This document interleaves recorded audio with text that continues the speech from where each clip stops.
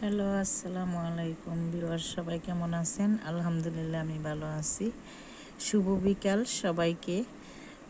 তো হঠাৎ করে খাবার খাইতে মনে হচ্ছে না, তো সেই জন্য আমার ছোটো ভাইয়ের বউকে বললাম যে আমার একটু আওলা চালের যাও তৈরি করে দাও। তো এখন দিছে যে আমি হানকির মধ্যে নিয়ে খাইতেছি। আলহামদুলিল্লাহ আমার পরিবারের সবাই আমার সেবা যত্ন ভালোই করে, রান্না বাড়া করে দিছে। আমার ছোটো ভাইয়ের বউ এরা আমার মায়ের মতো। আমার মা যখন মারা যায় তখন থেকে সে আমাদের সংসারে হাল ধরে, রান্না বাড়া ঘর সব কিছু গুছায়, পুরো সংসারটাই গুছায়।